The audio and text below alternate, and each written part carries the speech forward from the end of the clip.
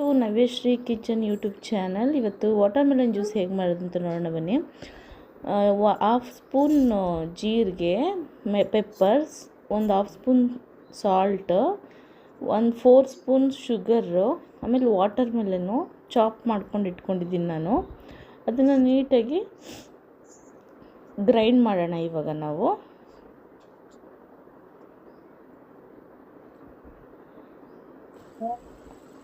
ಸ್ಮೂತಾಗಿ ಚೆನ್ನಾಗಿ ಗ್ರೈಂಡ್ ಮಾಡೋಣ.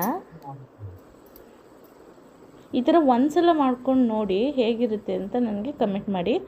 ಪೆಪ್ಪರು ಗಂಟಲಿಗೆ ಒಳ್ಳೆಯದು. ಆಮೇಲೆ ಇದನ್ನು ನೀಟಾಗಿ ಸೋಸ್ಕೊಬೇಕು.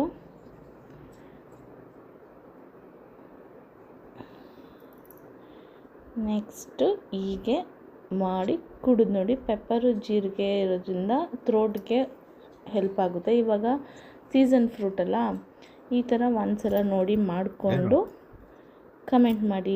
ಪ್ಲೀಸ್ ಲೈಕ್, ಸಬ್ಸ್ಕ್ರೈಬ್ ಮಾಡಿ.